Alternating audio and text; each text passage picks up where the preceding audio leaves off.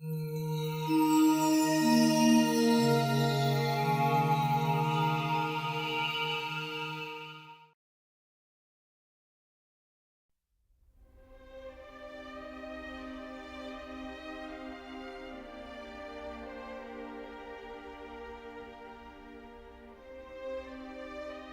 often ask, why did the Jews go like sheep to the slaughter? Sheep to the slaughter. How can they know what it was like, crowded together in a way that even animals are not treated? Weakened by months of hardship and hunger, locked up in sealed wagons without food, without weapons, without friends, knowing that even if one escaped the Nazis, who was there who would welcome them? Who cared? Sheep to the slaughter. What do those who use the phrase know about honor or courage? Of the brave partisans who risked their lives in the forest to battle the Germans and their collaborators. Of the fearless individuals who defied the Nazis and helped thousands escape death. What do they know about reverence? Of the parents who would not desert their little ones, who stayed behind to embrace them, to exchange glances with them one more time. About those who gave up their daily ration of food so that a father, a grandmother, might live another day. What do they know of the people who refused to believe in the death of mankind? Who in forsaken places called hell organized schools, prayed and studied the Talmud, painted, composed lyrics, sang songs of today, of eternity, of tomorrow. Even when there was to be no tomorrow.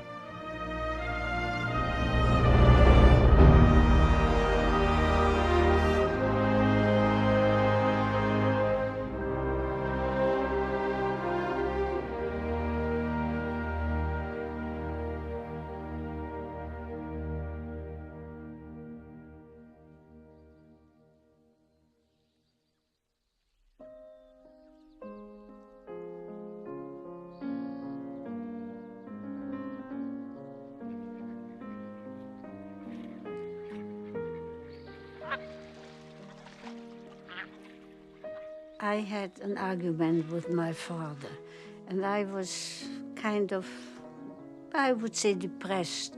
And I thought I'll go out into the park and walk a little bit.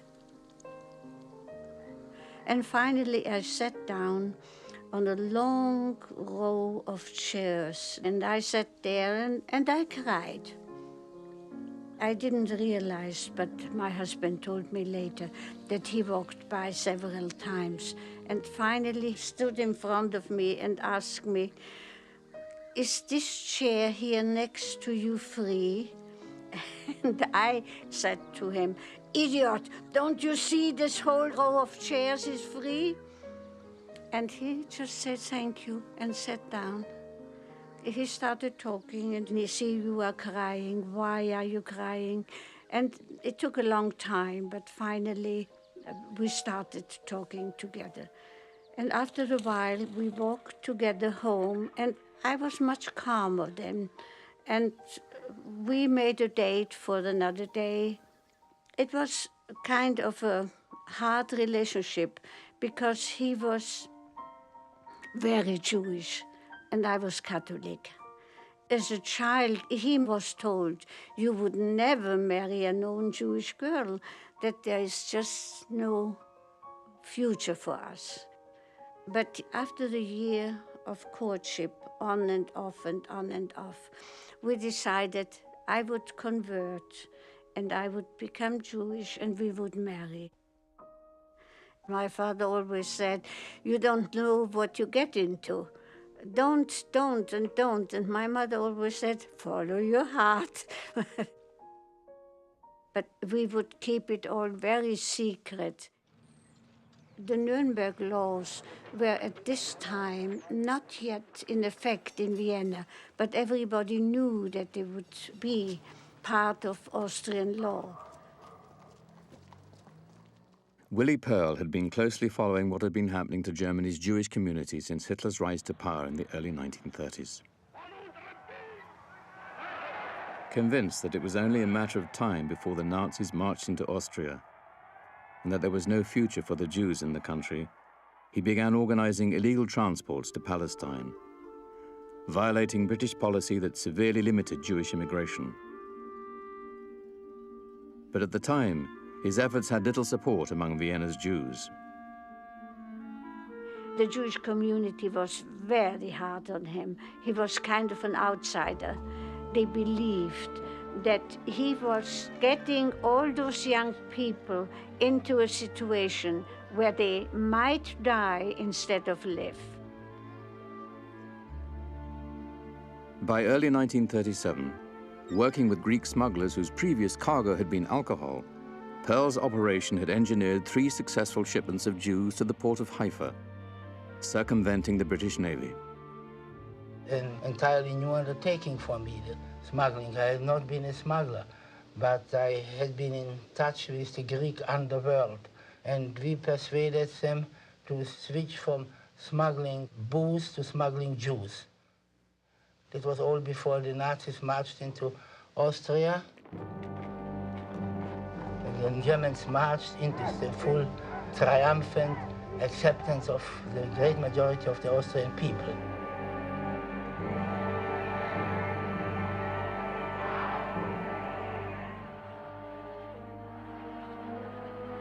I was on the balcony, and the streets were lined with people, and they were all in a frenzy shouting, "Heil Hitler, Heil Hitler!" And Hitler came by in his car, standing erect and holding his hand in his salute. Willy was not with me, because at this time we tried very hard not to be together in public. Only very secretly we met. We were very, very much involved in the political situation, and he also knew what would be coming.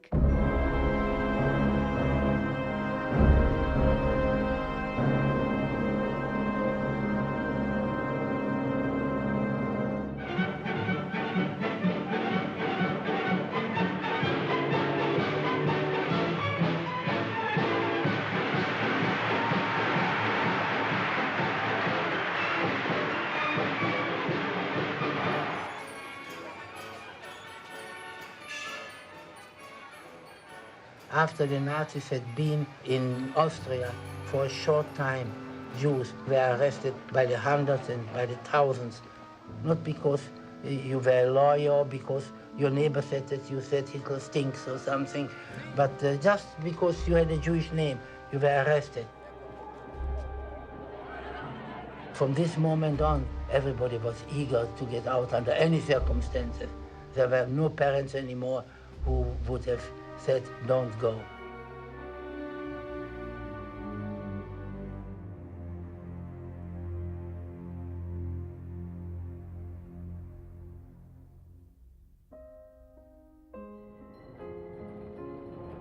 My husband's office was in the first district of Vienna on 14 Ringstrasse. Once it must have been a private apartment. So it was just very elaborate and very, very beautiful. Willy was not a very orderly guy.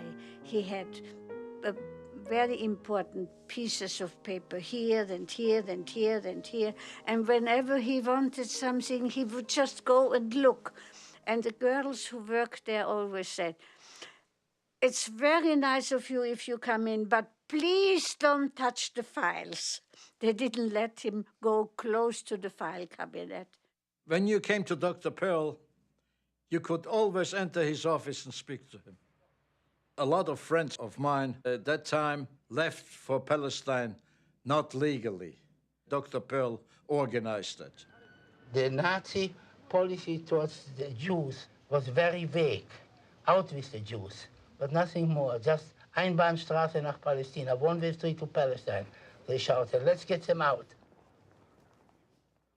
A young lieutenant, or Untersturmführer, Adolf Eichmann, was brought to Vienna to oversee Jewish affairs in Austria. In one of his first official acts, he summoned a number of Jewish leaders to his office, including Willy Perl. He took me in. He asked me, where is so-and-so? I told him I do not know. So he stood me against the wall with a pistol in my bag and said, maybe better you remember where this man is. If not, I might like to give you a second belly button. And I was frozen with fear. I couldn't talk. But suddenly I broke out of this freeze and said, I have something much more important to tell you, something political. I can help you to make Vienna pure of Jews. So apparently this has aroused his interest because he was a very ambitious man. He wanted to get ahead. Eichmann said, give it to me in writing. So that's what Willy then later did. And after several days, Eichmann told Willy, out of your project, this will be nothing. This is just a Jewish trick. Dr. Perl realized that unless he took some other action, his plan would become truly dead in the water. Ignoring the dangers faced by a Jew traveling in Germany and Austria at this time, he went to Berlin. There he met with one of Eichmann's superiors and outlined his scheme to pay Germany an exit fee for every Jew wishing to leave Austria.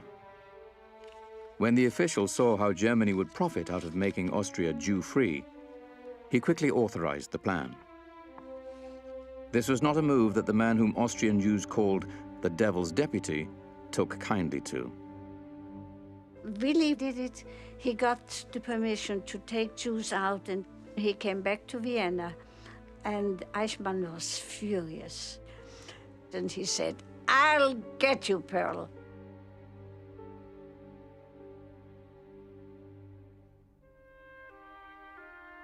On the days immediately following his Berlin trip, Dr. Perl scrambled together plans for a new transport of almost 400 Austrian Jewish teenagers. My mother, she sold certain things, you know, to get the money for me to get on the transport of Dr. Perl. We were told not too many relatives should come to the train station. I didn't want my parents to come because my father looked a little bit Jewish, so I didn't want to put my father in danger. I didn't know if I will see my parents again. My mother was crying very much, and that time I saw my father the first time cry. The first time. My father never cried, but that's the first time I saw him crying. We had some 386 Jews assembled at the railroad station. Eichmann was there, and Lange was there, who was the chief of the Vienna Gestapo. Dr. Perl began addressing the young people. As you enter these railroad cars, he told them, you leave behind a country and a people that do not want you. You are going home to the country in which we will shape our own future. And one day, he concluded, you will make it your own state, the Jewish state. A happy homecoming, he wished them. Happy Aliyah. I had finished speaking, and apparently inspired patriotically by what I had said, a girl's voice started to sing the Hatikva. A few people fell in, and soon everyone was standing it, and I hadn't planned it, but I was standing next to Eichmann, and to hell with it, I had to. I couldn't stand there without singing too. I am sure this was the only time that Mr. Eichmann and Lange stood by when the Jewish national anthem was sung.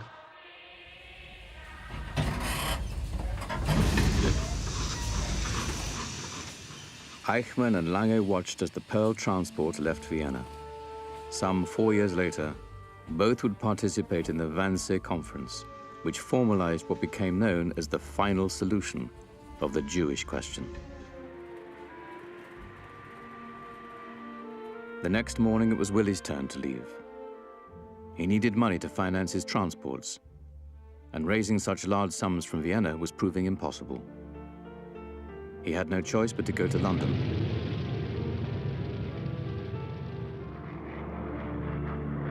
He went into the unknown, and alone we were all sure he can manage. But with me around, it would not have been so easy. So I stayed back with my parents. I lived under my maiden name. Laurie's existence in Vienna became very difficult after her husband's departure for England. In less than a year, both of her elderly parents died. Then she was arrested by the Gestapo for hiding a Jewish friend and secretly bringing food and supplies to others in need. She was sent to Ravensbrück, a women's concentration camp in Germany. It was a particularly brutal place of hard work, lack of food, and for some, medical experimentation. One day, Laurie was summoned to the commandant's office. It was a frightening moment. And he asked me, there is a letter here from a Lindpointner, a Hans Lindpointner. Do you know him? I said, yes, it's a cousin of mine. And he writes to you that he wants to be united with you. What does he mean? He wants to marry me. And that was the last communication I had from Willy. But I knew that he was alive.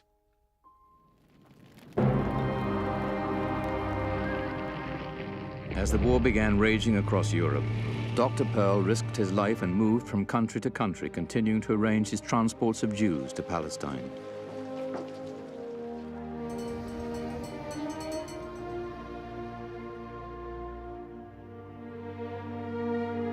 In less than 3 years, his efforts had led to tens of thousands of Jews being able to escape from Austria, Hungary, and Czechoslovakia. We brought in my organization about 18,000 people, but altogether more than 40,000 people were smuggled into Palestine.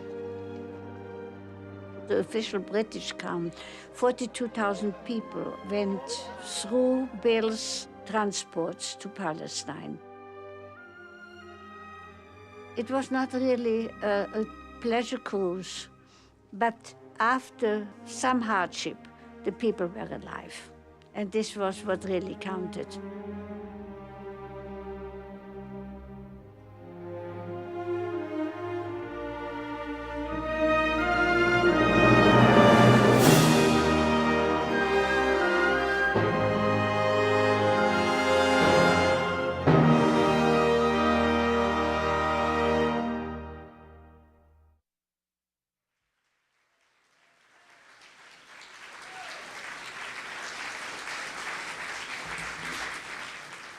Two songs saved my life between 1942 and 1945, and I'm going to try to do it the way I used to do it when I was 16 years old. Bei mir bist du schön, cela signifie vous êtes pour moi plus que la vie. Bei mir bist du schön, veut dire en amour, vous êtes pour moi plus que le jour. Je dirais. I was born March 1st, 1926. It was a fantastic childhood. I come from a huge family. I'm the 14th and last child. Wiedermann is my real name. My father's name was Moishe. He was born in Poland. We called him Maurice in France. My mother's name was Bela, the sweetest woman in the world. And I'm sure I'm not the only one who talks about his mother like this, but she really was fantastic. And just caring about everybody. I always was excuse the expression, a ham. I've always sang and danced and then was the clown of the party. When all the family were there for Passover, they always wanted me to sing, and you didn't have to beg me. We all love jazz. We all love Ella Fitzgerald and Louis Armstrong and all these people. I said, hey, let's form a band. And we would sing their songs. And we were so cocky that we went to an amateur jazz concert. And we were not playing instruments. We were playing kazoos. One song was, qu'est-ce qu'on attend pour être heureux? Qu'est-ce qu'on attend pour faire la fête? Why do we wait to be happy? Why do we wait to have a feast? And they were wonderful songs.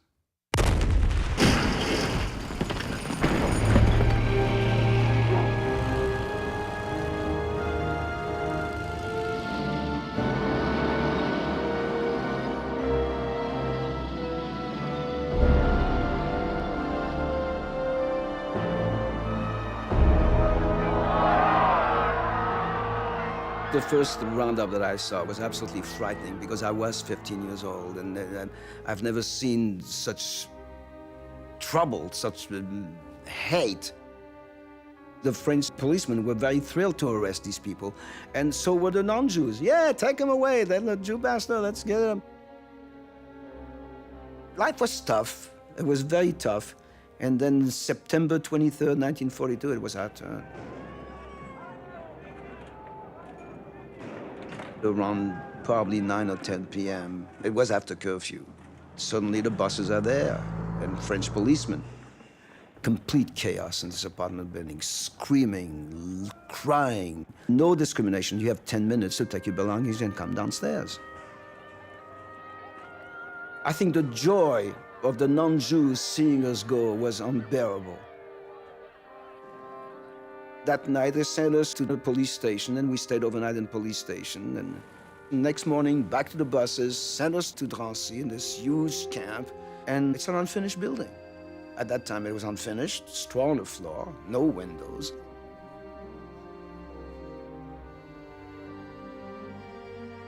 Next morning, they have a list of people who will be deported, and my mother and my father and my uncle and my sister with her husband and 2 children, and I were on the list.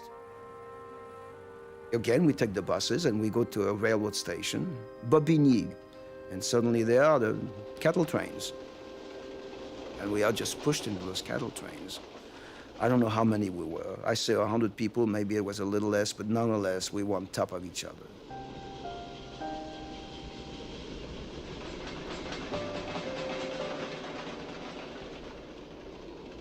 My father was 72 years old.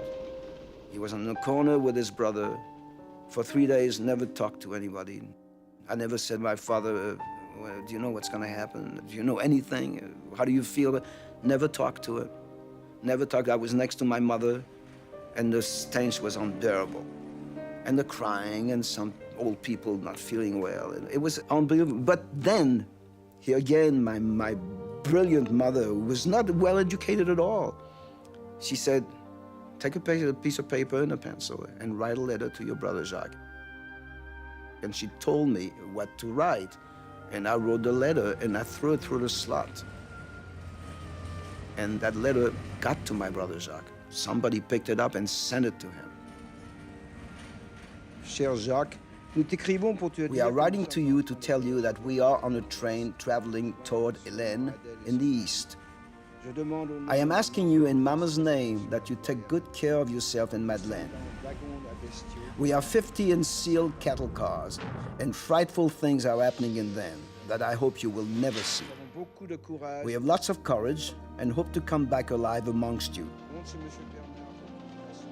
I have only one wish. It is to be able to see all of you again one day soon. Excuse my handwriting, but I am writing while the train is in motion. Mama kisses you and Golda and everybody. Papa, Ida, Jacques, their children, and I, Robert, think all about you. P.S. Tell Madeleine to take out those 10 sheets that are at the laundry store. Uncle is with us. Warn his daughter. Take care of her, take care of the people who were not deported, and go and pick up the 10 sheets that were in the laundry. If we knew that my mother's gonna die 3 days later in a gas chamber, would she have written, go and pick up the 10 sheets of the laundry? Such a foolish thing to say? We didn't know. And suddenly we're separated. And suddenly I'm this brat who was always scared of the dark, who was always scared to go to the bathroom. I'm all by myself with a brother-in-law. But he's not my father, he's my brother-in-law. And it was suddenly I became a man. And because of what my mother said to me, it stayed in my mind. Don't be a brat. I'm not there anymore. Again, we are sent on trucks going to the first camp, which was Otmut, a small slave labor camp, a transit camp. Once a week, there's a Gestapo agent who would come, and we're all in on roll call, and he just point fingers, and these people will be sent to either concentration camps or whatever, but not staying in that transit camp. My brother-in-law asked me to sing, and I sang. And there were, in that camp, that transit camp, there were maybe 5 women who would take care of the laundry, take care of the shower, take care of the kitchen. One of them heard me sing, and she was the girlfriend of the Judenälteste, which is the Jewish commandant of the camp. She was so taken by the songs I did by Mir bist du schön and Joseph and a few other French songs, and she said, listen to this kid. And he fell in love with my singing. He fell in love with the enthusiasm that I had. And when that Gestapo agent came once a week, I was put aside with my brother-in-law. He doesn't go either. It was this harsh regime of very hard labor, very little food, constant exposure to illness, to the elements. And yet, he managed still to sing. We worked hard. It was in a shoe factory. I was ordered to make 4,000 pair of wooden heels a day. When we were not working, I was entertaining the inmates. And I guess that allowed them to escape where they were. For those who heard him, it was a moment in their day, a moment in their lives, when the harshness of the daily regime was not foremost. It was a moment of grace, a moment of beauty. Suddenly, they evacuate us, and we are put in trucks again, and we arrive in Blechhammer. It's a camp with 4,000 people. That's a camp when we get tattooed.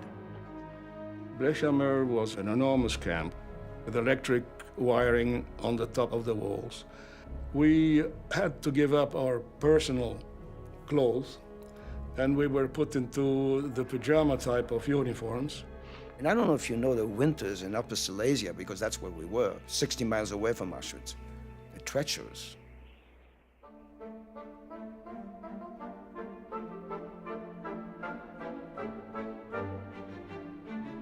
There were some people in the camp that were artists. We had some violinists, we had some dancers, we had some singers. Every Saturday night, for the elite in the camp, there were people entertain them. A violinist, an accordionist. There was a guy called Harry Post, who was a wonderful tenor, as small as I am, from Holland, and he would entertain, and I entertained there too. We saw him performing on the stage by Mir bist du schön.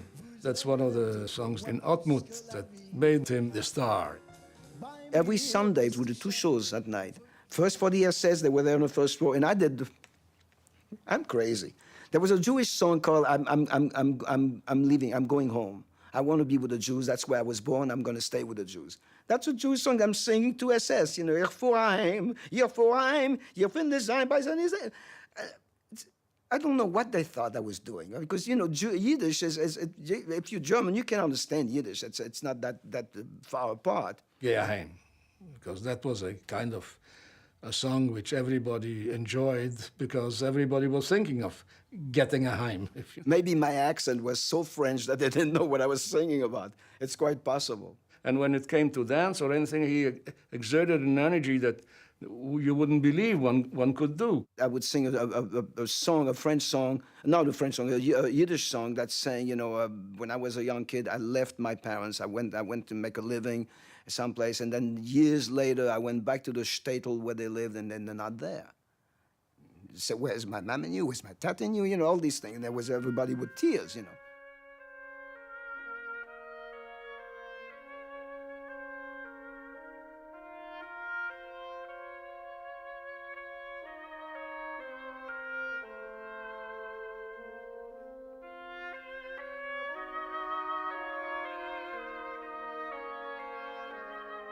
I would go from one bag to the other and entertain the inmates.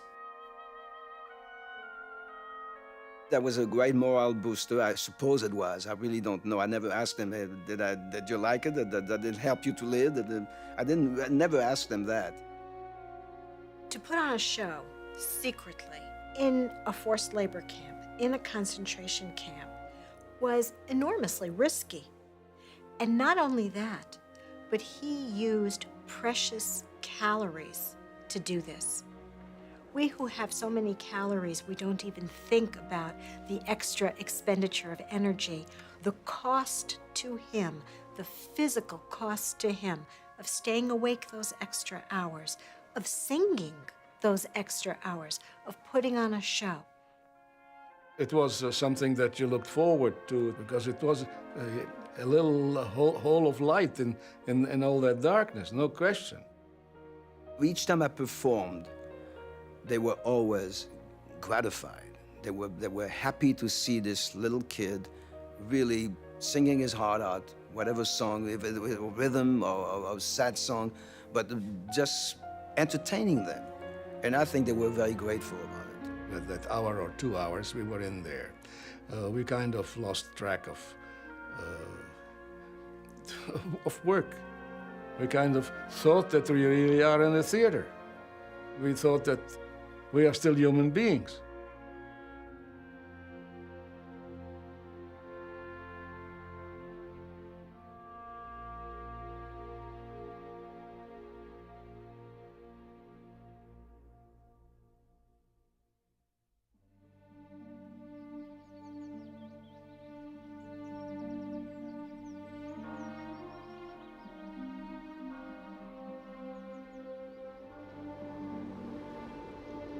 St. Gallen, Switzerland, close to Lake Constance on the German border, was an unlikely home for Recha Sternbuck, the daughter of one of the most respected Orthodox rabbinic figures in the world, the chief rabbi of Antwerp, Belgium. But that was where she settled after she married Yitzhak Sternbuck, a member of one of Switzerland's most distinguished Orthodox Jewish families and a highly successful businessman. It was a comfortable life with few, if any, worries. But all of that changed for Recha once Adolf Hitler took power. From the earliest days of the Nazi regime, Recha Sternbuck aided Jewish refugees fleeing into Switzerland, more often than not illegally. There were Jewish people who tried to get over the frontier by themselves. Every night she got news that on the frontier, which was only half an hour away from St. Gallen, there are Jews who can't come over. The Swiss don't let, they throw them back. They throw them back to the Germans. Her soul had a reaction, and she started to work to rescue. There was a need for a person who goes beyond her possibilities to help, because the help was something which the Jewish people needed so much. Most people in Switzerland who were in a neutral place behaved in a neutral manner. She decided that neutrality was indifference, and she took neutrality and changed it from indifference to activity. And that activity saved people's lives. Using her own money, this devoutly Orthodox Jewish woman created an independent rescue operation. She traveled alone to Nazi-controlled Germany and Austria. She bought illegal Swiss visas that enabled scores of German and Austrian Jews to cross the Swiss border into St. Gallen. Once there, the refugees were taken to her home and sheltered. Their house became a hotel. Some neighbors complained, they said, what's going on? And this was a quiet family, and here all of a sudden tens upon tens of people are coming in and going out. And they provided for them. They succeeded with some of them to legalize their stay. One key to this was St. Gallen's local police chief, Paul Gruninger. As soon as she had 1, 2, 3 persons or a whole family, she went to Gruninger, and Paul Gruninger wrote sort of a passport that they came legally, and he gave his signature. It was unheard, unbelievable for a Swiss to do this. Another key to the operation was a young Orthodox Jew, Dr. Julius Kuhl. He was stationed in the Polish embassy in Bern. This was a unique opportunity for her because there were thousands of persons who were without papers. They had no identity in a country where papers were critical. Recha and Dr. Kuhl also cultivated connections in other consulates and embassies. They found one such contact in an unexpected place. We all know that the Vatican has a spotty record with regard to its behavior during World War II. But the papal nuncio in Switzerland, Bernardini, did wonderful things, and she found him. And Kuhl played chess with him and lost to him every weekend to make him feel friendly enough. And Roncalli, later to become Pope John the 23rd, in Turkey was working with them. Even among the Vatican diplomats, they found good people. The Sternbuch network allowed tens of hundreds of Jews to flee Central and Eastern Europe. The refugees used her home and other safe houses she established as havens on their way to safety in Shanghai and Latin America. In 1939, several hundred joined one of Willy Perl's transports to Palestine. She was a spokesperson, a negotiator, and a human resources operator. She went to the consuls, she went to the embassies, she went to the people who needed the passports. She acted as a conduit. She acted for people who couldn't act for themselves. While she spent most of her waking hours building a network to save Jews, Recha was also a wife and a mother who tried to maintain whatever family life was possible under the circumstances.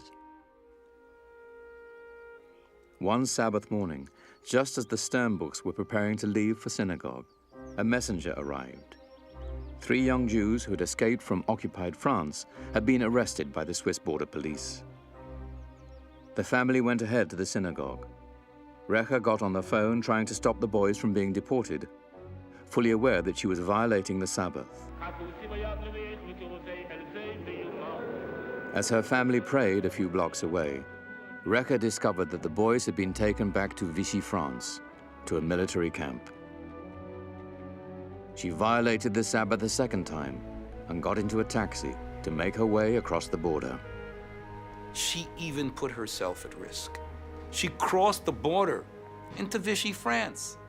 It's ridiculous to assume that people would do such things because she knew what was going on the other side of the border. At the military camp, Mrs. Sternbuch produced paperwork showing that the boys were under the protection of the Polish government. Vichy authorities had no choice but to release the refugees into her custody.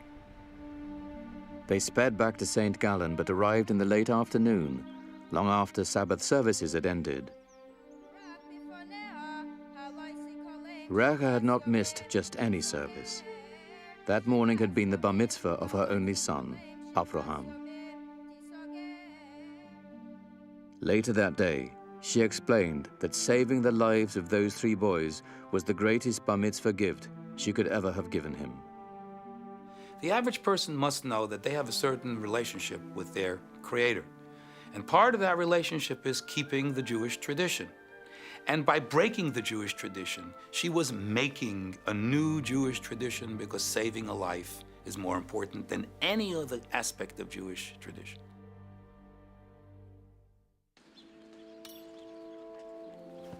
It wasn't long before Swiss officials, who were anything but sympathetic towards the plight of refugee Jews, began cracking down on the Sternbuch network. The first to find himself in hot water was Paul Gruninger. His superior, Heinrich Rothmund, the head of the Swiss alien police, was infuriated by his activities. Historically, we know that he made the Germans stamp the Jewish passports with a J in order that the Jews should not be able to come into Switzerland. He dismissed Gruninger, and then, of course, it became harder. Then, in the spring of 1939, Swiss authorities came after Mrs. Sternbuch. She was arrested. She was put on trial for smuggling in people. They wanted her also to give her the names of those people who helped her. I mean, this is an operation with tens of people. But she said that one thing she will not do. She will go to jail, but she will not give up anybody else, and she will not become an informer for people who are saving people. From her prison cell, Recha wrote an impassioned letter to the district attorney. Your demand that I should denounce human beings who haven't harmed anyone, and for the most part are poor, decent workers who could not bear to suffer a punishment, this I cannot do. Do you really expect me to denounce the fathers of these families and bring them misfortune? Impossible, Mr. District Attorney. I will not permit anyone to rob me of the things that make a person's life pleasant and worthwhile. A few days later, the judge released her on bail. Recher had been in prison for 2 weeks. In May of 1942, after 3 years of legal proceedings, all of the charges against her were dropped for lack of evidence. Ironically, after the dismissal, the district attorney who had tried so diligently to put her behind bars personally handed her a contribution of 100 Swiss francs towards her rescue efforts.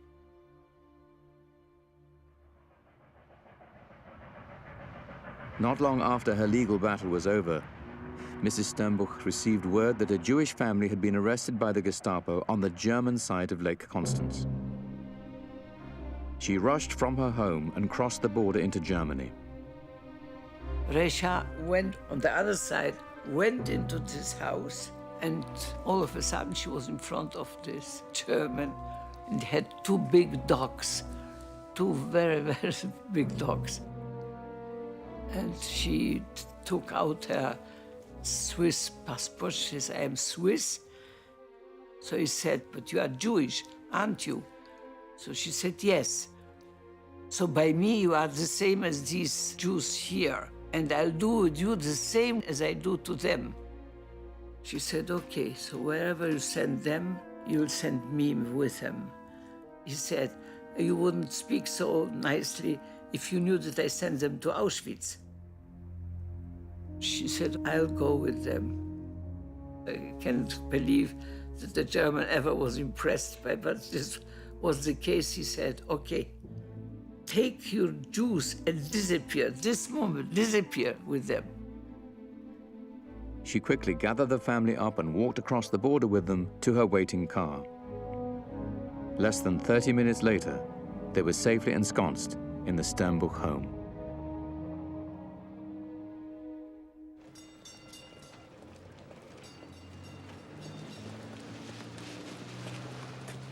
In the summer of 1942, the first in a series of letters arrived at the Sternbuch home from a contact in the Warsaw Ghetto, a Mr. J. Dome. The Dome correspondence was filled with disturbing news of mass deportation and murder of the Jewish community of Poland. This is a letter written September 1942, where he writes that Onkel Achenu, which means uncle, our brothers, sind verstorben, they are dead.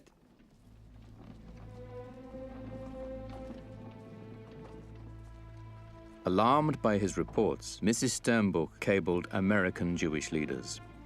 According to recently received authentic information, the German authorities have evacuated the last ghetto in Warsaw, bestially murdering about 100,000 Jews.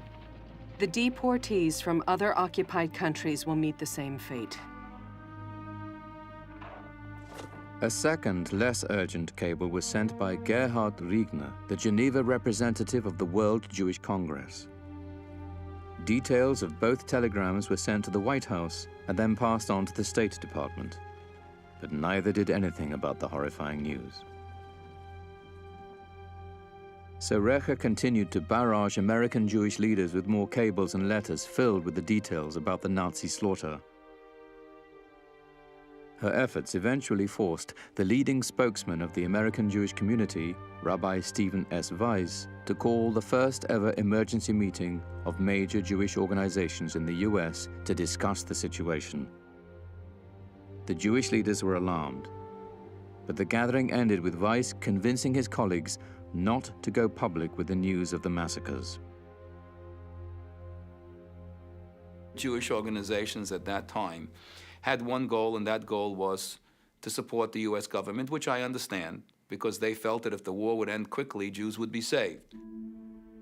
Frustrated that the American Jewish organizations would not be more proactive in trying to save Jews, Mrs. Sternbuch then undertook one of the most dangerous and controversial rescue missions of the war. She had learned that the former president of the Swiss parliament, pro-Nazi newspaper publisher Jean-Marie Mussy, might be someone who could help her. She came to him. She said, "Look, we know that you have a good relationship with Heinrich Himmler in Berlin. You should realize the Germans lost the war, and there's no reason why now you shouldn't be able to influence him to let out the Jews who are still incarcerated in concentration camps." And I don't know exactly how much she paid him, But anyway, she provided him with a Mercedes, and he went with his son, and he met with Himmler, and they started negotiating. Himmler sent back a proposal. Jews would be released at the rate of $15,000 a month in exchange for $5 million and political goodwill when the Germans finally lose the war. The head of the SS was hoping to be portrayed as a humanitarian for freeing the Jews. In an attempt to show good faith, Himmler then allowed a trainload of approximately 1,200 Jews from Theresienstadt to leave for Switzerland. Mrs. Sternbuch greeted them at the station. Himmler's proposal to ransom Jews for money was quickly rejected in the United States. No one was interested in such demands with the war's end in sight. But for Recher, the opportunity to save even one life was paramount. Because she was worried that Himmler might take back his offer, she decided to go to Berlin herself to keep the negotiations alive. She thought she would be able to convince Himmler to do more than what he promised. And she asked Musi to take her along. And Musi agreed. But her husband was afraid. A Jewish woman during the war to going to Germany, to Himmler, that he would never allow. And she was so upset about this that she, for a few days, refused to talk to her husband. Musi traveled to Berlin alone and convinced Himmler to approve the release of another 2,000 Jews from Theresienstadt and Bergen-Belsen. But the talks came to an abrupt end. Hitler had gotten wind of them and was furious. He issued orders putting an end to the transports. Among those who were never allowed to depart were Recher's parents and other members of her family. They would all perish in the final weeks of the war.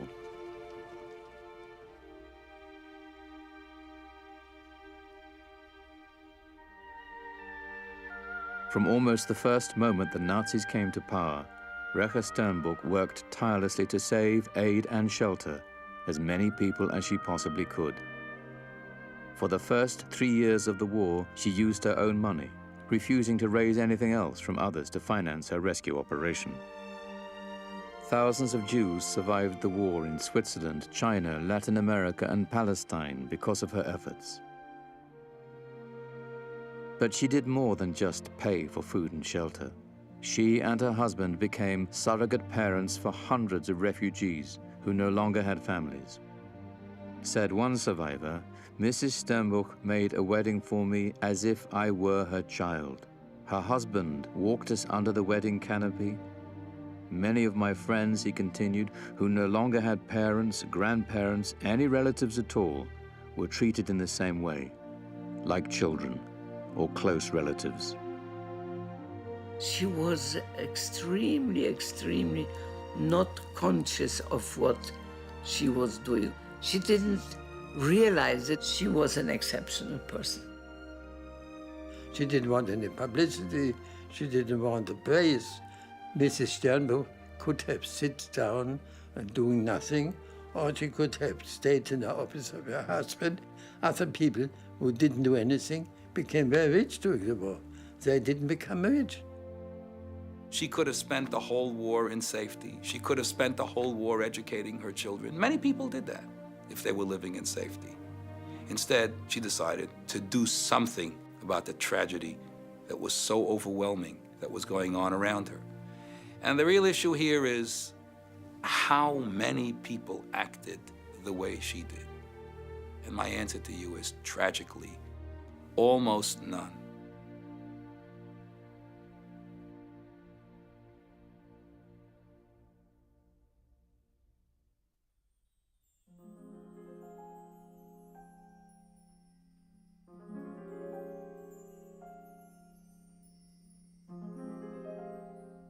She never wanted us to paint what we saw in Terezin, what's happening. She wanted us to forget Terezin, and she wanted that hour which she spent with us to be a totally normal children's hour. We were taught from her to think about beautiful things in life, because inside Terezin you couldn't see that. But you can imagine what will be when you be out of here. She gave us hope.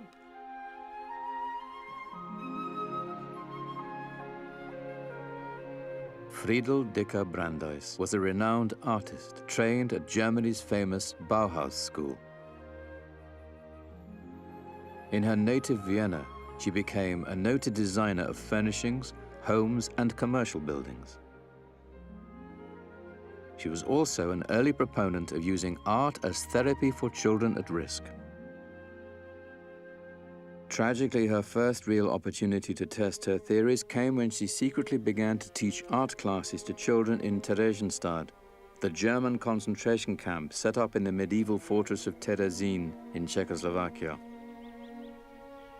It had been a garrison town.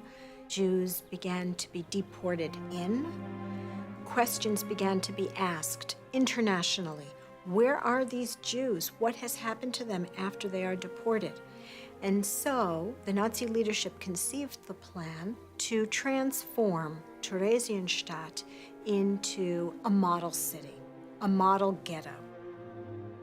A model ghetto where hundreds of artists like Friedel, as well as writers, musicians, and actors from all over Europe were sent to give the appearance to the outside world that the Germans were really treating the Jews humanely.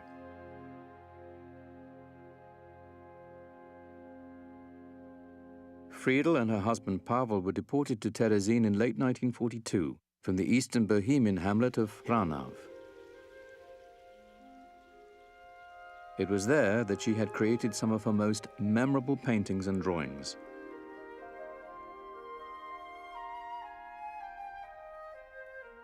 In the tiny basement room where she lived in a building that became known as the Children's Home in Terezín, Friedel continued to immerse herself in the world of art. But now, it was for the children of Theresienstadt. On a daily basis, she risked her life to bring art lessons to the girls and boys there, to give them a release from the daily routine of hunger, brutality, and death. In the beginning, when I was with my mother, we were in a very small room in the Hamburger barrack, 6 people. I heard about Friedel only when I moved to the children's home. We were in one room, 28 kids. She was from the beginning very interested to be with us kids. We were not allowed to be taught, but we were taught secretly. I enjoyed very much her teaching, and I looked always forward to it. We wanted somebody to be our teacher. We missed the school. We missed all that we loved before, and we didn't have it for many years.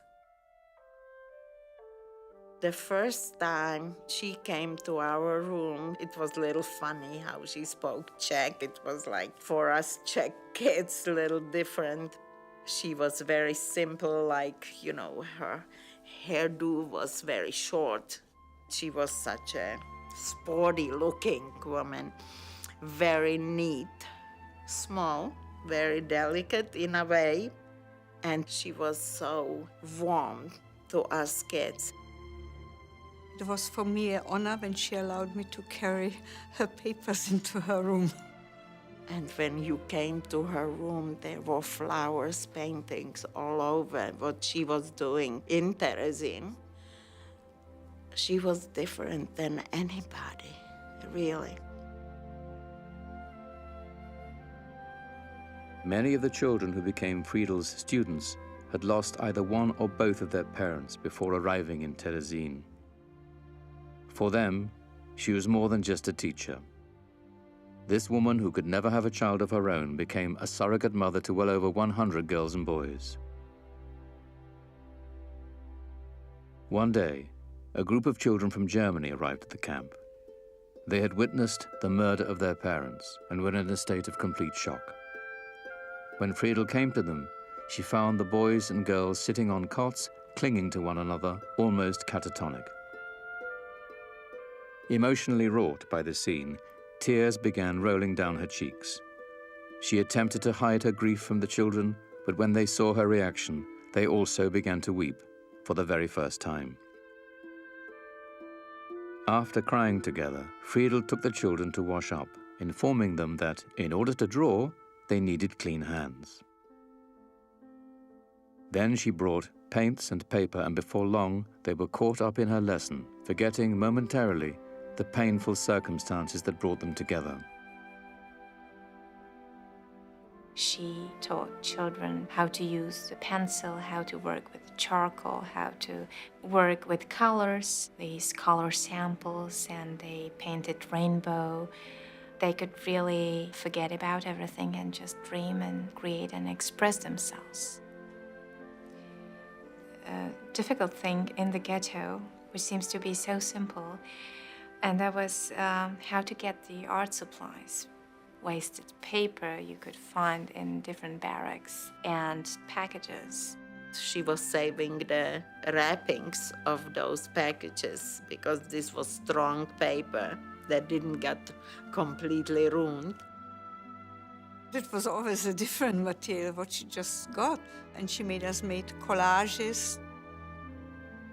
She would bring some flowers, I don't know from where she got them, and put in the middle of the table a teapot, a Dutch wooden shoe, and the next time she wanted the sunrise or what we dream about. Once she made us paint a market. She would make a noise on a table and we had to paint the rhythm. She made us really forget that we were in Terezin.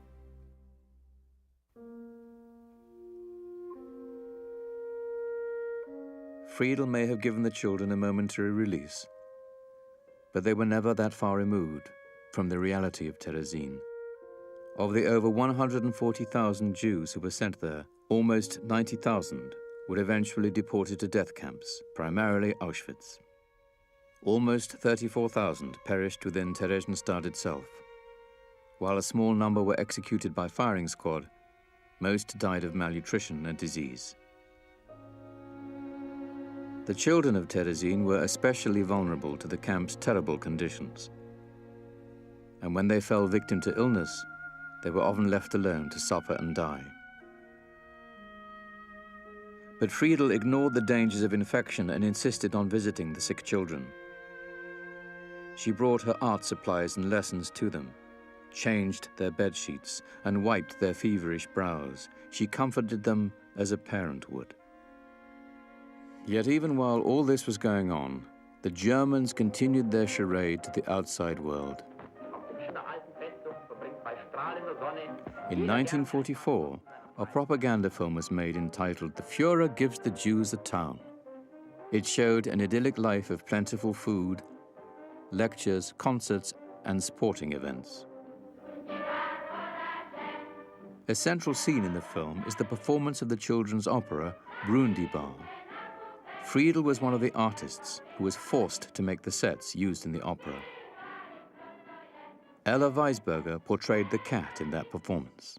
This was already in 1944, and we didn't believe that something very bad will still happen after the filming, but it did. Most of the children and the children in the audience went to gas.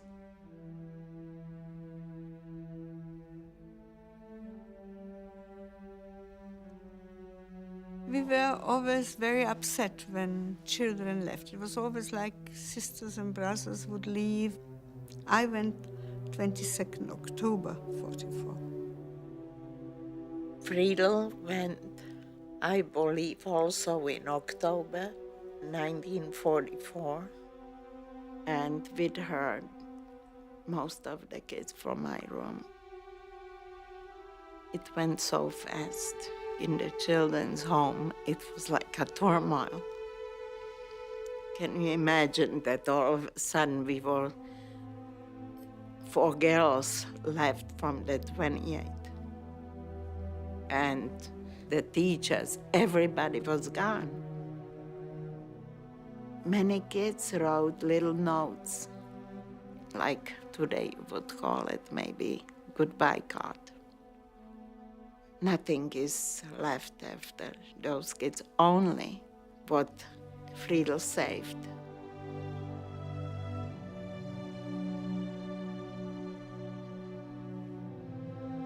Friedel Dicker Brandeis was murdered in the gas chambers of Auschwitz-Birkenau on October the 9th, 1944, 3 days after she arrived with 1,550 others, including 36 of her students.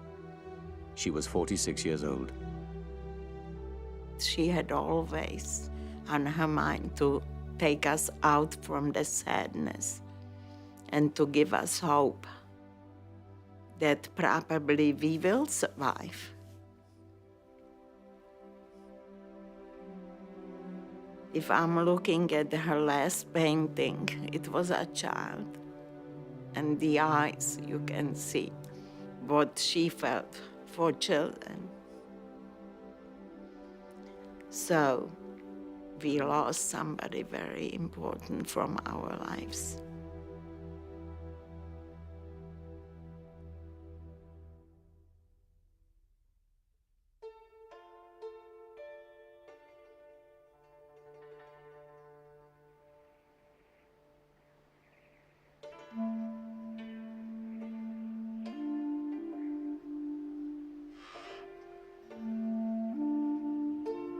The layout of the little town was a square in the middle, a real square, and streets shooting off every direction from the square.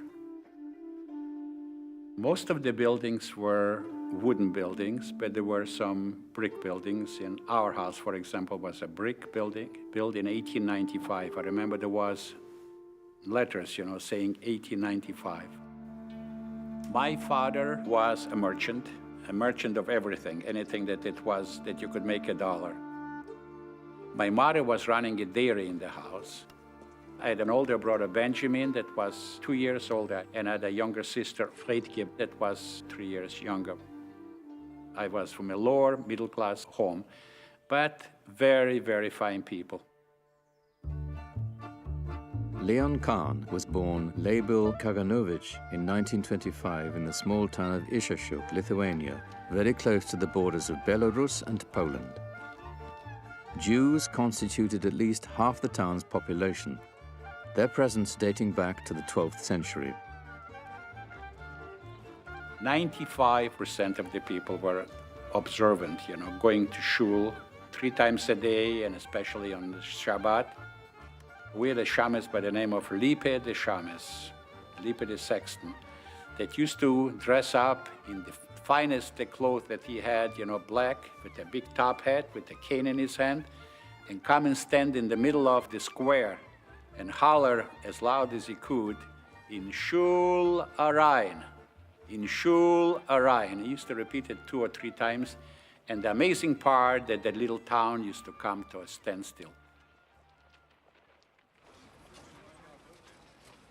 The relationship between the Jews and the Lithuanians and the Poles was a normal relationship. I went to a Polish school. I used to have Polish kids coming to our house. We felt the anti-Semitism in school, but nothing to an extent. My father used to travel around quite a bit. He used to be away sometimes 3 or 4 days of the week, just traveling by the villages to buy things. And the relationship that he had with those people was excellent. June 21st, 1941. With treacherous assault, Germany declares war on Soviet Russia. Nazi bombers were taking toll of hundreds of innocents and untold numbers of homes and buildings. When the Nazis marched in, they handed over the running of the town to the Lithuanians. There were edicts in the town, every day something else. They used to confiscate all your belongings. My father and my mother used to say, if this is the only thing they're going to take from us, I don't care, as long as they don't take our lives.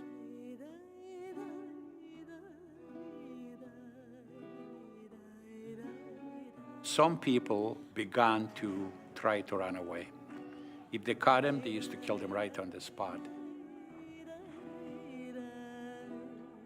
In Orani, a little town not very far from us, they already killed all the Jews.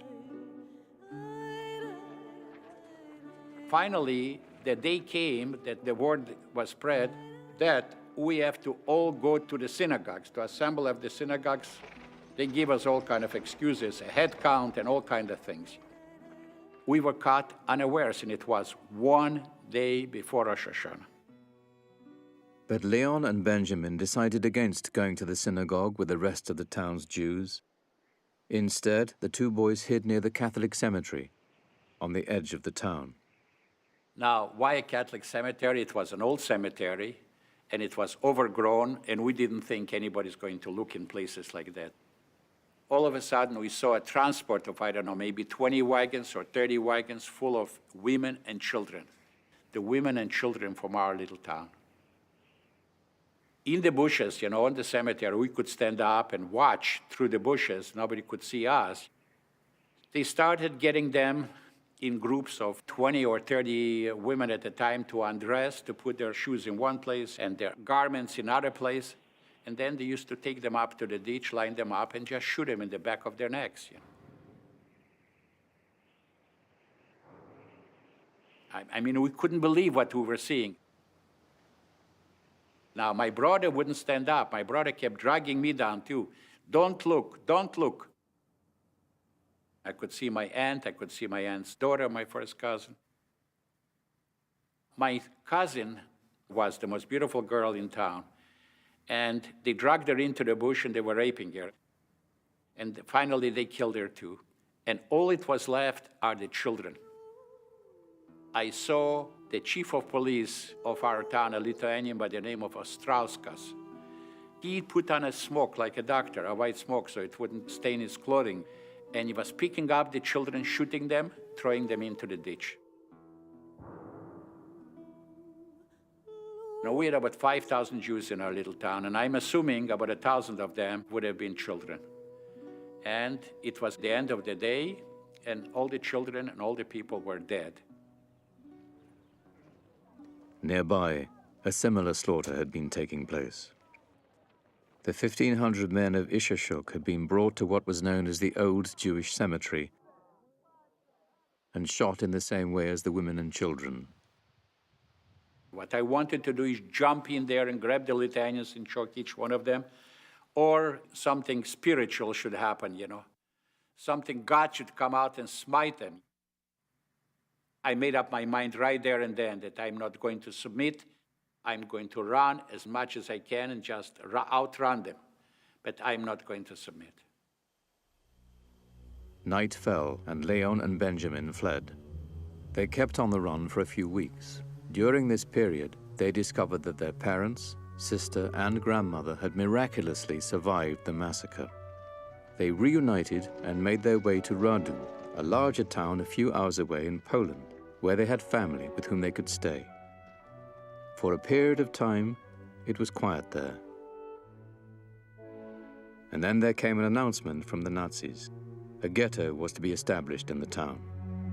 It was only a matter of time before the Einsatzgruppen, the elite SS brigade charged with enforcing the final solution, arrived on the scene.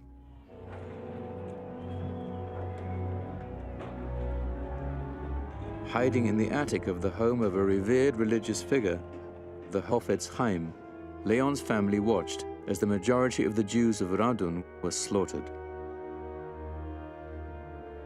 When the Nazis and their Lithuanian collaborators were finished, the family crawled out of the attic in a daze. At that moment, Leon underwent a crisis of faith. When I was in Radun, we were saying prayers that you only say Yom Kippur or Rosh Hashanah, and nothing happened. And I cannot understand where God was. My father, my brother, and my sister, we decided that we are not going to go back into any ghetto. We want to go to the forest.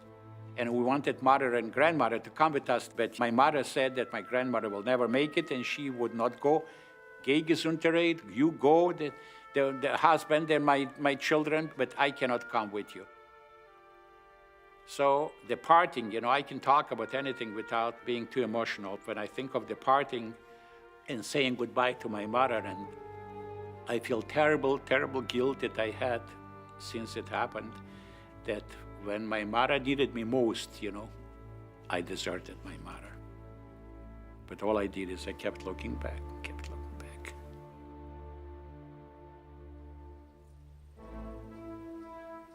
And from there, we walk into the forest, a life, a new life, completely a new life. A group of people with women and children, pots boiling, cooking and baking and washing.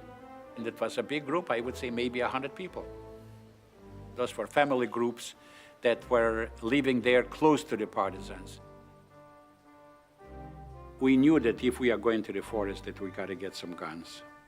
So we went to a farmer that was known that he was dealing in guns.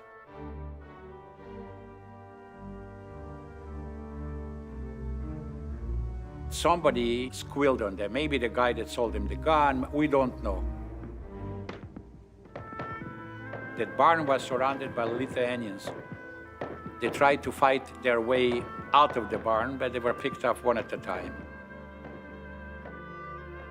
Benjamin Kaganovich was just 22 years old when he became the first member of the family to perish. He was buried in the forest shortly after his body was found.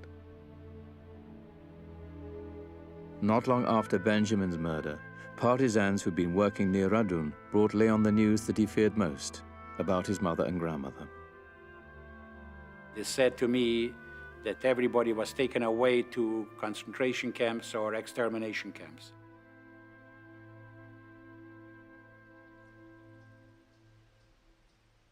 Leaving his father and sister behind in the family camp, Leon officially joined the partisans.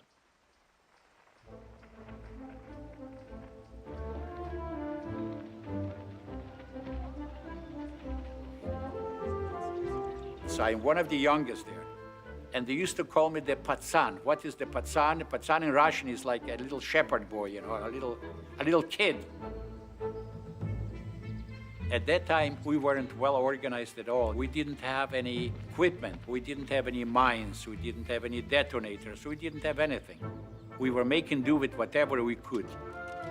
And so the training is very, very light training, and it was training on the job. When it went out, they were showing you a few things to do. How to hold a rifle, because I didn't know which end, you know, to hold a rifle. What we were doing is sabotage, you know. We were cutting down power poles. We were cutting down telephone poles. We were derailing trains too, taking wrenches, unscrewing the rails.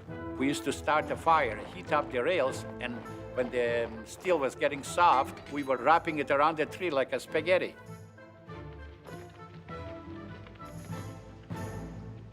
We were traveling in the area where my father was sitting in the forest with a group of people. My sister was there with him too.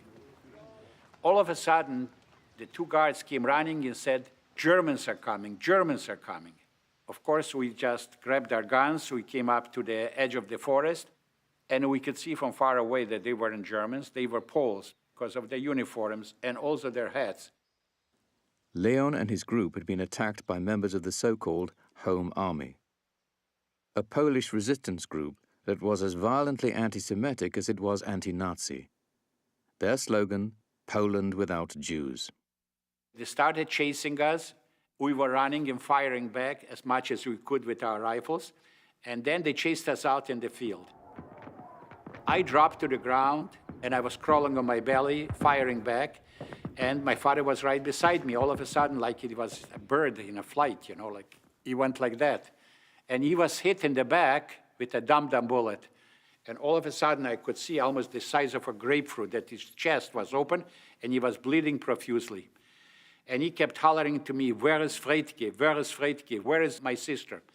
I turned my head, and I could see that my sister was running at the edge of the forest, and right behind her, 2 or 3 Poles chasing her. I could see the Pole running up to her with a bayonet on his rifle and just went right through her. And my father was still beside me, so I didn't tell my father that my sister got killed, but I grabbed him by the hand and we started running through the forest.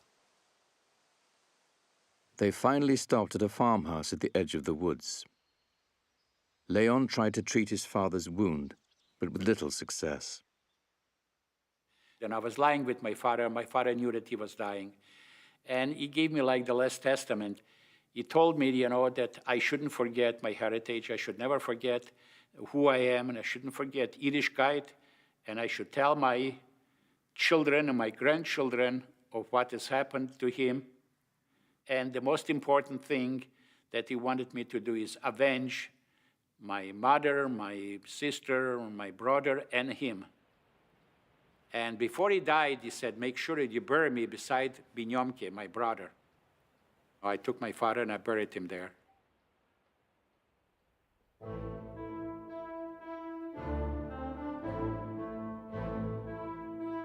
It was getting to be the end of 1943, and we were very well organized, and we had all kinds of equipment. Our commander was a Russian lieutenant by the name of Misha. He's the one that cooked up how to blow up a train by exploding the artillery shell under the trestles of the train. We were blowing up bridges. We were blowing up dairies where they were producing butter and cheese and eggs and everything for the military machine. We had even a small airport for small planes to pick up and deliver stuff to us and to take out wounded, mostly officers. But we also had a hospital there, a small hospital, being tended by some excellent, excellent Jewish doctors. I was becoming a seasoned partisan. They taught me how to plant mines. We had English mines, they were called, to explode, mostly tank cars that were bringing fuel to the front. The explosion, the air knocked us flat on our backs. That excitement that we had there, you cannot repeat it in a million years, you know. To see the train off the tracks, we did something for the cause of the war to get even with the Germans. It was fantastic.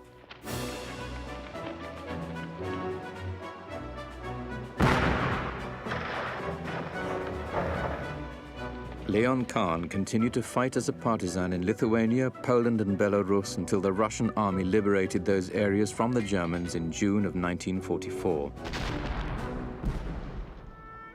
He was just 19 years old and an orphan who had witnessed the murders of his father and his sister.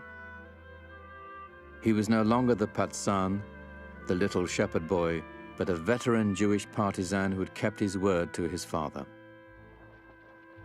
Returning to his hometown of Ishashuk, he hunted down and found many of the Lithuanians who had murdered his family and friends.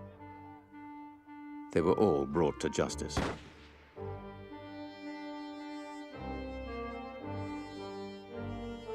You know, if I ever had a picture of how the partisan should look, riding a white horse with a black leather coat, with the bandoliers all around them, with an automatic rifle over the shoulder, the picture of the partisans.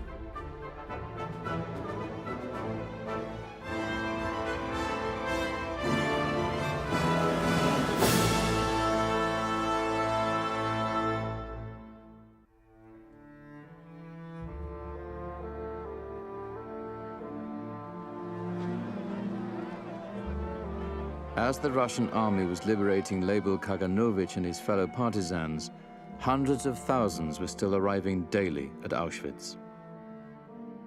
The bloodiest period of Auschwitz was the summer of 1944. 435,000 shipped in, 400,000 murdered immediately. Jews in the camp were horrified, and they couldn't imagine what the end might be. One of these Jews was a young girl from Warsaw, recently arrived in Auschwitz-Birkenau. Her name was Hanka Weizblum. The barracks she lived in at Birkenau were a far cry from the elegant apartment in which she grew up with her parents, her two older sisters, and a maid, Isabella. My mother and Isabella were seamstress par excellence. You know, they used to make pattern from newspapers. And my mother and Isabella used to go to see Shirley Temple, then come home and recreate her clothes for me. So I was walking around like Shirley Temple, but with dark hair.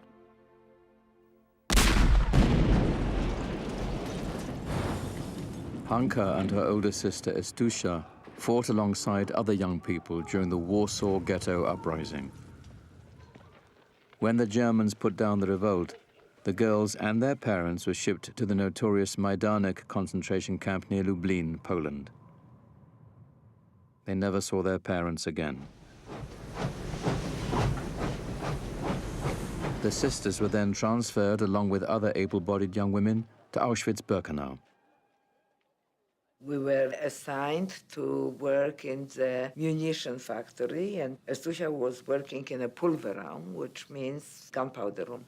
There were 6 girls working in this gunpowder room.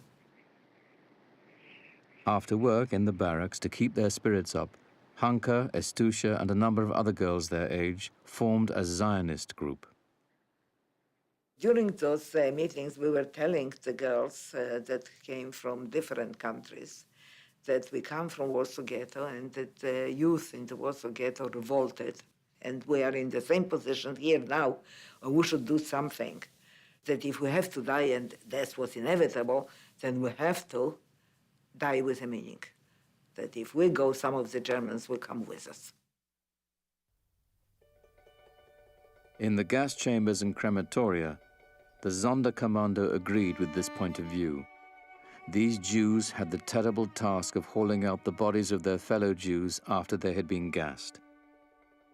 A resistance group formed within the Sonderkommando to strike at the heart of the Nazi killing machine, to avenge the murder of millions of Jews, among them their parents, grandparents, siblings, and other family members. Sonderkommando began to lay plans for blowing up the gas chambers and the crematoria. To do this, they needed the cooperation of others.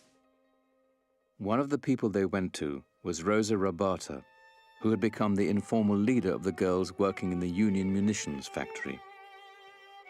She devised a plan to sneak gunpowder out of the plant and recruited young women like Hanka and Estusha and Alla Gertner to be part of the scheme. Estusha used to take out a little bit of a powder and put it in a piece of cloth. So we would signal to Alla. Alla and I would meet in the washroom and divide the powder between us. At the end of each day, with the tissue-wrapped gunpowder hidden in their underwear, the women were marched back to their barracks. It was about 3 or 4 kilometers between our factory in Auschwitz to Birkenau, where we lived. And from time to time, there were searches. So we always made sure that we were never at the beginning of the column or at the end of the column, that we were somewhere in the middle, so that when there was a search, we used to take out the powder, take it out from the Kleenex, throw it on the ground, and wipe it with our feet so that nobody could find it. If the girls were successful in getting the gunpowder back to their barracks, it would be collected at night by Rosa Rabata, who would then turn it over to the Sonderkommando. The women collected the gunpowder in this fashion for more than 3 months until there was enough to make several crude bombs.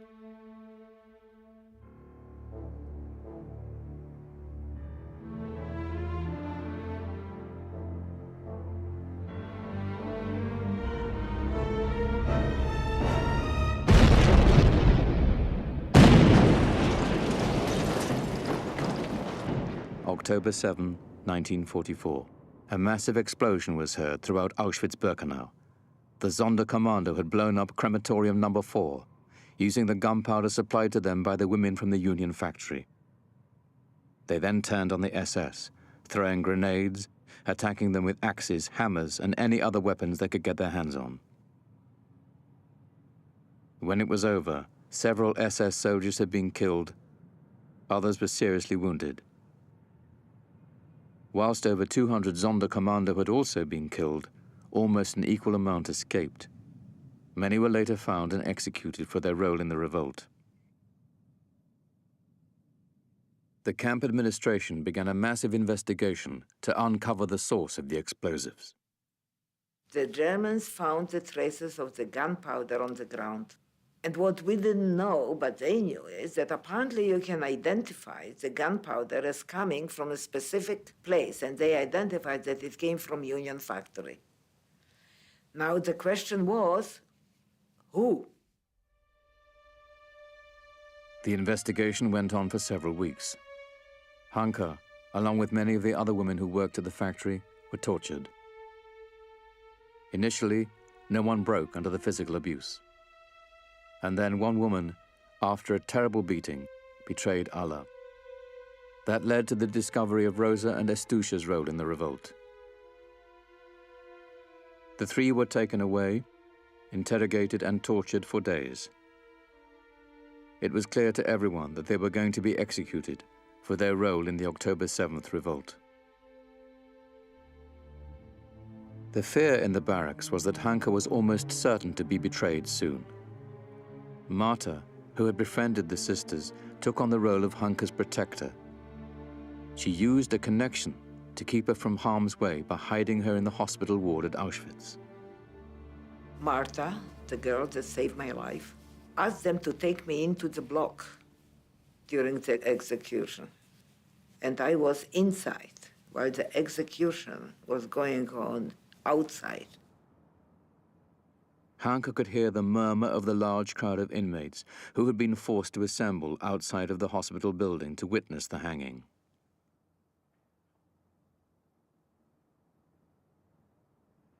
I heard this tremendous collective groan, and I knew, and then I lost my mind right then and there. Estúcha wrote a letter to Hanke just before she was taken away to the gallows. The familiar sounds of the camp, the screams of the capos, the screams for tea, for soup, for bread, all those hated sounds now seem so precious to me. Everything is lost for me. Everything is lost, and I so want to live. On January 18th, as the Russians were on the outskirts of the camp, the Nazis evacuated Auschwitz-Birkenau and forced the women on a death march. When the evacuation came, I didn't want to move from Auschwitz, and Marta procured some good shoes for us, I don't know from where. And we were walking together. The group was marched to the Ravensbrück concentration camp in Germany, where they remained until they were liberated by the Allies in May of 1945.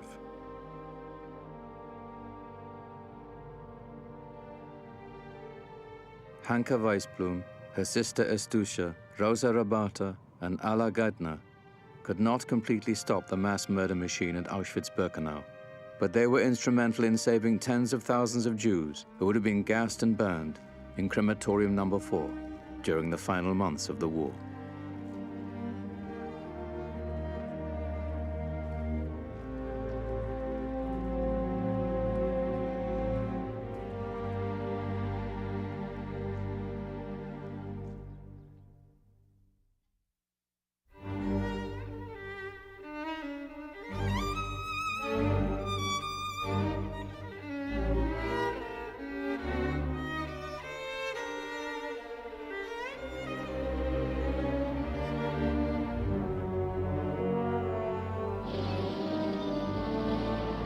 March 18th, 1944, German troops entered Hungary. Immediately in jeopardy were the country's approximately 1 million Jews, the last almost intact Jewish community in Central and Eastern Europe, especially with the arrival in Budapest of the recently promoted Adolf Eichmann. He headquartered himself in the elegant, majestic hotel, high in the Buda Hills, with its sweeping view of the Danube. In one of his first meetings at his new headquarters, Eichmann was in a boastful mood. If everything goes as planned, in less than 6 months, we will announce to the Führer that the Jewish vermin of Hungary has been wiped out. It will be another glorious page in the history of the Third Reich. He then wrote to Rudolf Höss, the commandant of Auschwitz, and warned him to get ready for a heavy load of Hungarians.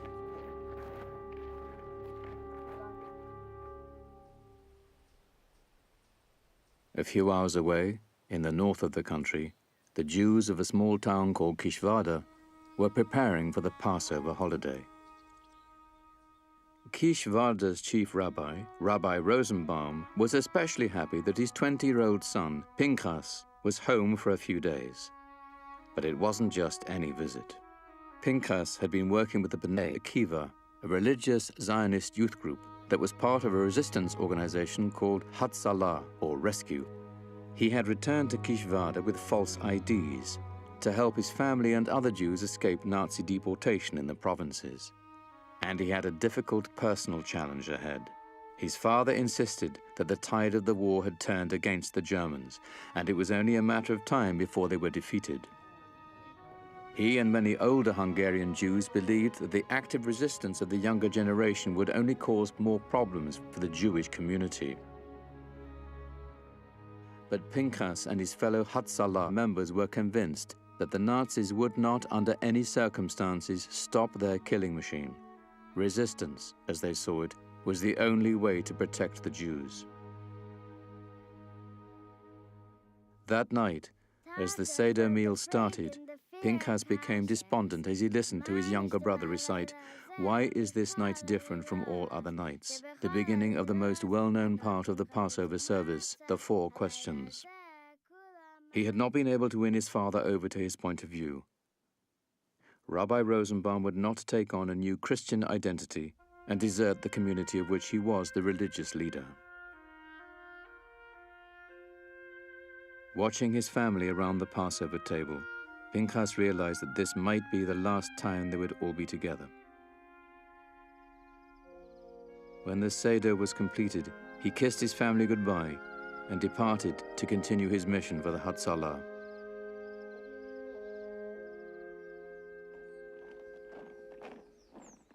Shortly after Passover, Pinchas, like other Jewish males old enough to be drafted into the Hungarian army, was required to report to a forced labor brigade. He and many of his friends from Kishvarda worked the fields in the northern part of the country.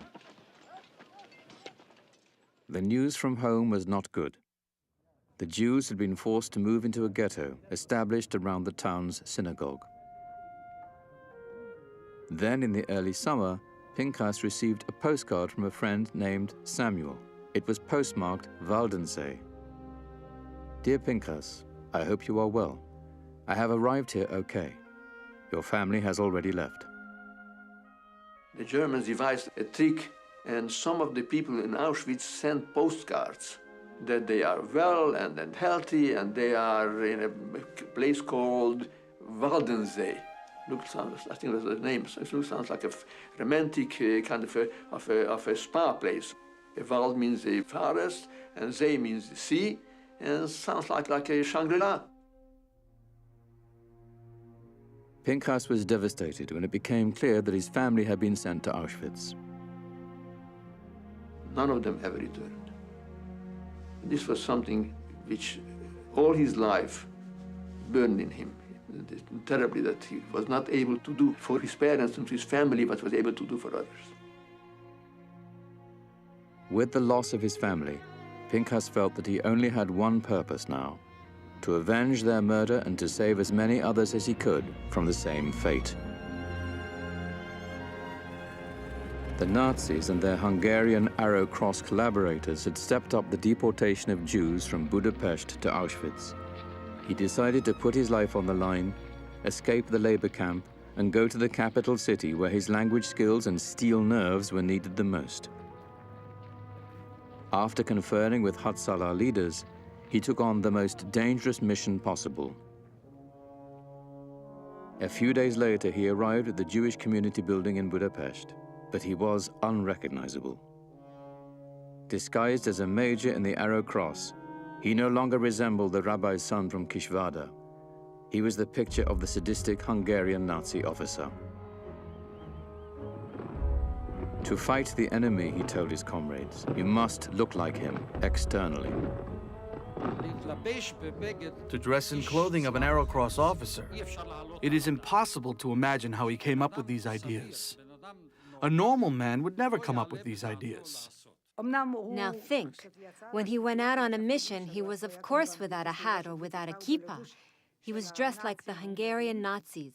It's not enough that he dressed in this way. He knows how to talk like this, scream like that, to curse in this way. He spoke Hungarian more effectively than others, looked the part more effectively because he didn't look anymore like a yeshiva bacher and was able to act beyond that, and had a certain aristocracy to him that gave him the ability to be able to perform in a certain way. Which was a very elaborate piece of work. This is not something you do, you improvise. This was planning, imposing on himself this persona, this mask. So how was able to pull all this off? A youngster, a punk, was when he's of age. That's why I say this defies logic, defies human psychology. The Arrow Cross uniform was just one of Pinchas Rosenbaum's many disguises. He often wore the uniform of the Nazi SS, and getting the clothes for these masquerades also involved tremendous danger.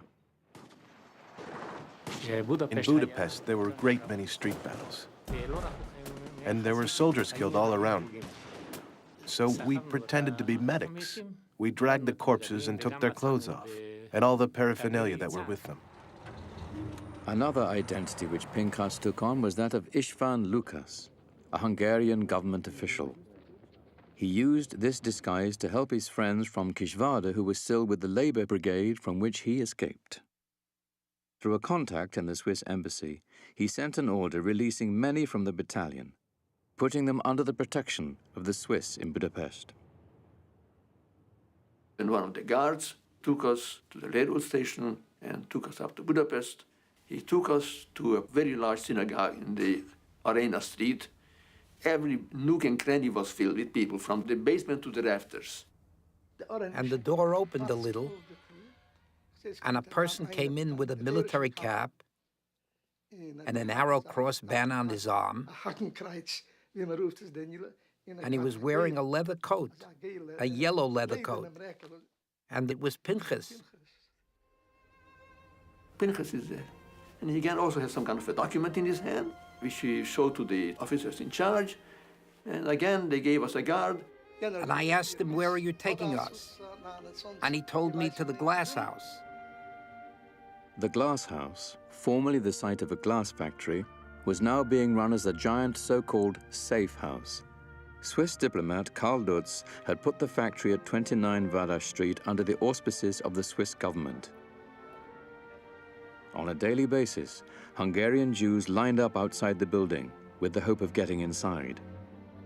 In their hands was the Schutzpass, a kind of passport that placed its holder under the protection of Switzerland, Sweden, and other neutral countries. At that point, it was still not very unbearable. It was not too overcrowded. The whole building was organized and maintained and supervised by a committee of the various Zionist organizations. We were separated into different areas. There was the Bnei Akiva area, the Hashomer Hatzair area. There wasn't a lot of food, but there were discussions. We learned Hebrew. There were lectures. Because the goal was to keep people busy, because otherwise they would have gone crazy in there.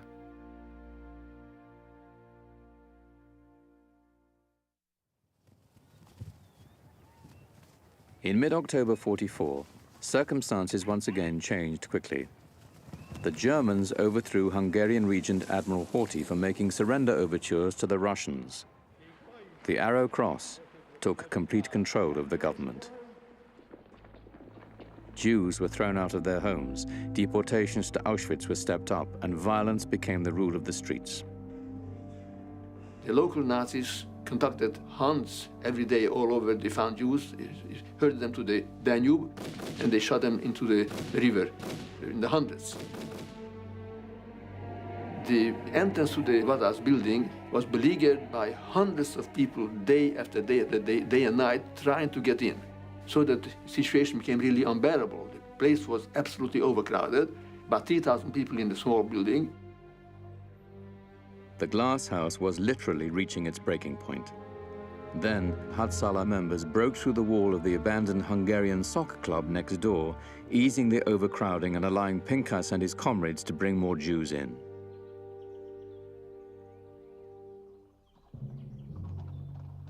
One afternoon, word came from the ghetto that a prominent Zionist and the president of the Jewish community, Eugene Frankl, was about to be arrested by the Gestapo. Dressed as a high-ranking Arrow Cross officer and accompanied by several Hatzalah members in similar uniforms, Pinchas arrived at Frankel's apartment house. He began shouting and banging on the door until he got the attention of the building's concierge. Where are these stinking Jews? He shouted. How come you're keeping them? We have an order. The concierge opened the door. The Frankel family, was scared they were going to be taken away. But Frankl suddenly recognized the voice, and he saw that it was Pinchas in the Arrow Cross uniform with the weapon and everything. And of course he didn't take them to the Danube. He took them to the glass house.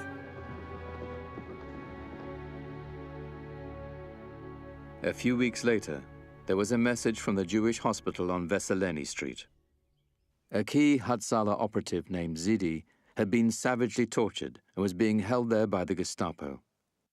He had been arrested while carrying a satchel of Schutzpasses and other false documents.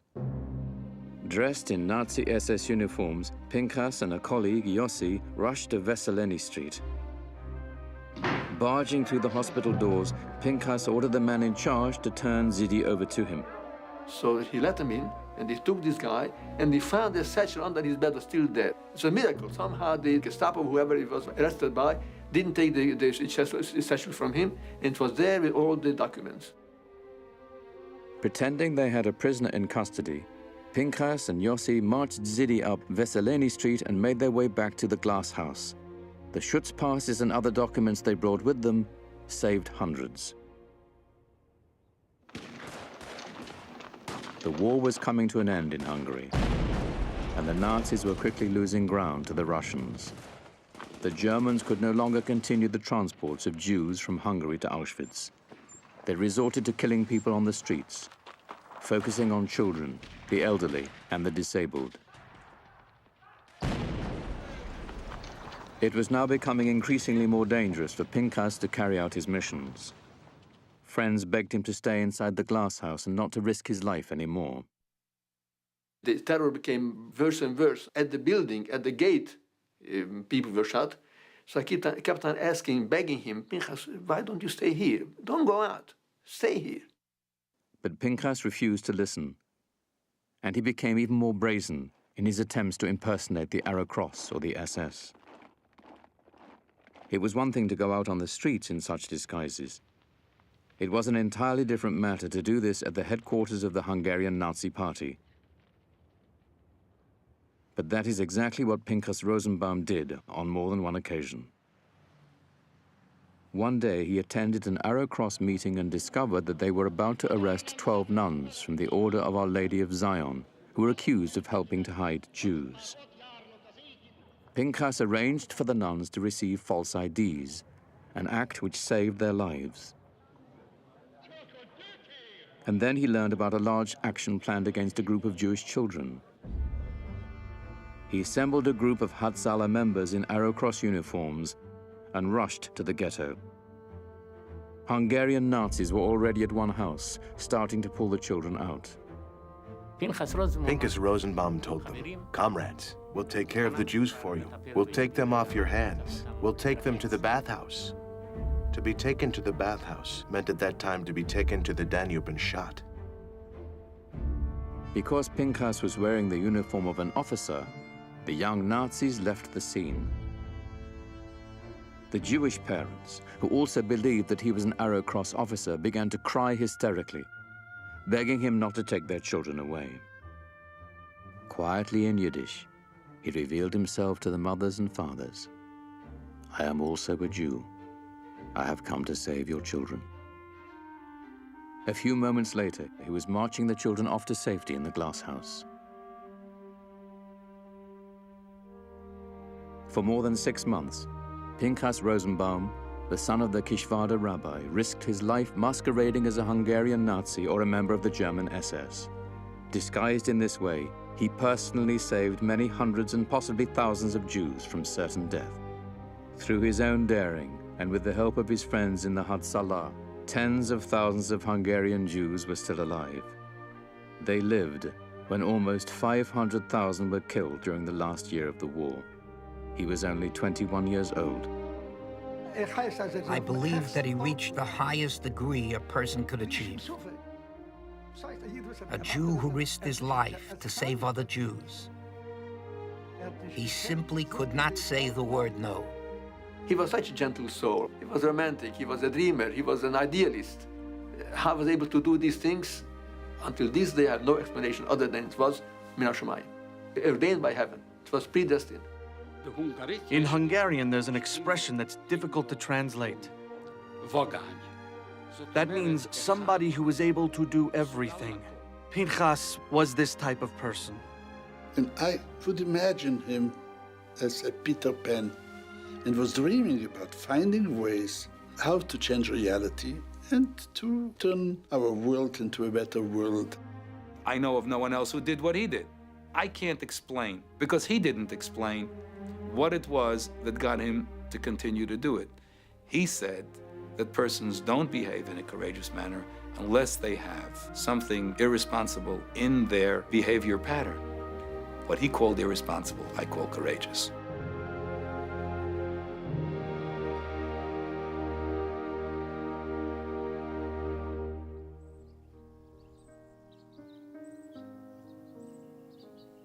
I always said that Willie would come in May to pick me up. Well, May came and my aunt always looked at me and said, "You don't know where he is. You don't know whether he's alive." But I knew he was alive and I knew he would come. Dr. Willie Perl had made his way to America and became a captain in U.S. Army intelligence. At the war's end, he traveled to Vienna and was reunited with his wife, Laurie. They rebuilt their lives together near Baltimore, Maryland, raising 2 sons and enjoying many grandchildren. Dr. Perl served as part of the prosecution team at the Nuremberg War Crimes Tribunal, practiced law, and taught. He continued to be an activist for Jewish causes until he died in 1998, at the age of 92. In the latter part of his life, the honors rolled in, filling up the walls of his home. But the one which may have meant the most to him came from Israeli Prime Minister Menachem Begin. He wrote, "Your deeds will be remembered forever by the Jewish people, indeed, by all men of goodwill." After liberation from Buchenwald and reuniting with the surviving members of his family, Robert Max Wiedemann returned to Paris and went back to what he loved most, performing. Taking the stage name Robert Clary, he came to America and found success in nightclubs, on Broadway, and in films. He also met Natalie, the woman who would become his wife. His biggest break came when he was cast in what had to be the most unlikely subject for a TV situation comedy: life in a German POW camp. But his most personally rewarding work started in the 1980s, when he began speaking to schoolchildren about his experiences during the Holocaust. He lives a quiet life today, having become a widower in 1997. He recently published his memoirs, paints, and still occasionally performs and records. His biggest joys are his grandchildren and great-grandchildren. Recha Sternbuch's activities on behalf of Jews in need continued after the war ended. She set up schools and orphanages in the displaced persons camps throughout Europe. And back home in St. Gallen, Switzerland, she did not forget those who helped her during the war's darkest years. Like Paul Gruniger, the local police chief, who lost his job for helping Jewish refugees. In recognition for what he did, and the fact is that he suffered because of this, they provided for him. Once the survivors were on the road to new and productive lives in Israel and other places, Recha Sternbuch returned to the life of a traditional Orthodox Jewish wife, mother, and grandmother. She refused all honors and was uncomfortable discussing the heroic work she did during the Holocaust. Recha Sternbuch died in Switzerland in 1971, at the age of 66. Friedel Dicker Brandeis may have perished in the gas chambers of Auschwitz-Birkenau, but her legacy lives on. Her theories on using art as therapy for children at risk have influenced art therapists for decades. An exhibition about her art and her life has been seen by more than 1 million people around the world.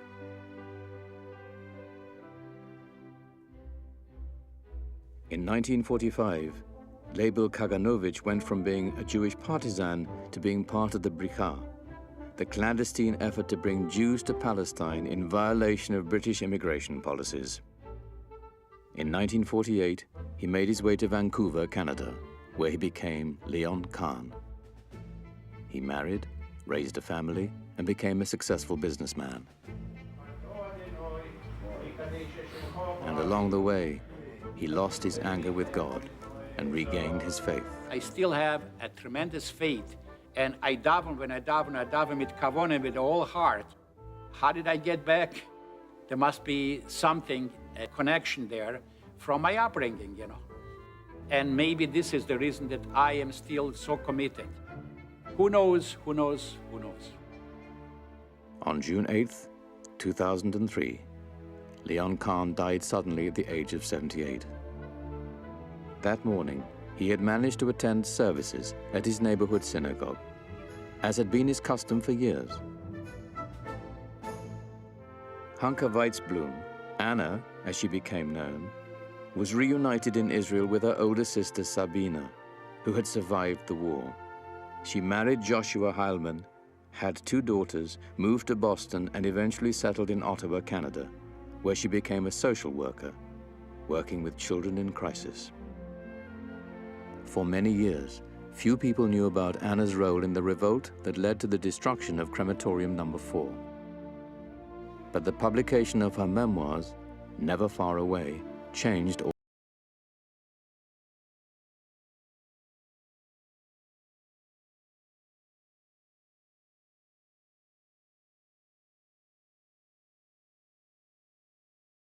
The United Nations Relief and Rehabilitation Agency. But like Leon Kahn, he also worked for the Bricha, secretly helping Jews make their way to Palestine. After Israel's independence, he divided his time between Jerusalem and Geneva, where he became successful in business and banking. He quietly provided for a large number of charities in Israel, Europe, and the US. What he did, those heroic deeds, he never mentioned them, not during and not even after. Once he was here in New York at a family wedding. I was also there. And someone comes over to us and he says, Pinchas. And he embraces him and said, don't you remember me? Don't you remember when he came in uniform and he took me out of, I don't know where, from some kind of a dangerous place? And Pinchas looks at him, open mouth, like he has big blue childish eyes, and looks at him like he would hear a nice story the first time in his life. Like it was something of the past which he didn't want to talk about. Pinchas Rosenbaum never allowed anyone to honor him for his heroism. He died in October 1981 at the age of 57. He was survived by his wife, daughter, and 2 sons. Once you see that there are people whose lives made a difference and whose lives saved thousands of other lives because of the fact that they were willing to commit themselves to something which wasn't comfortable, and they'll see that these people changed history, they too will live their lives differently.